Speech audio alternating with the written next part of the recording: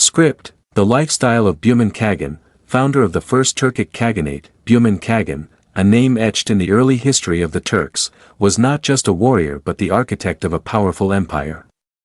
In the 6th century, long before modern borders and maps, Bumin rose from the ashes of tribal divisions to lay the foundation of the Gokturk Khaganate, the first united empire of the Turks. Bumin was born into the Ashina clan, a noble family among the nomadic Gokturks.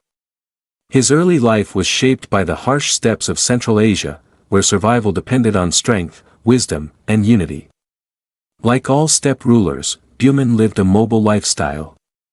His people dwelled in yurts, portable felt tents that could be packed and moved with ease as the tribes followed seasonal migrations for pasture. Bumin's diet reflected his nomadic culture, primarily meat, dairy, and fermented mare's milk known as kumis. His warriors were expert horsemen and archers, trained from childhood. The horse was not just a tool of war, but a sacred companion in everyday life. In his youth, Bumin was a blacksmith by trade, a respected role among Turkic tribes. But he also had a strategic mind. Seeing the weakening of the Rouran Khaganate, Bumin refused to remain a vassal.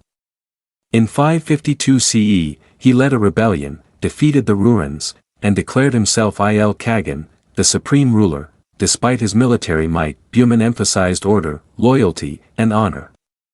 He laid the groundwork for a state with clear laws and tribal cooperation. Though his reign was short, he died shortly after his victory. His legacy shaped Turkic identity for centuries.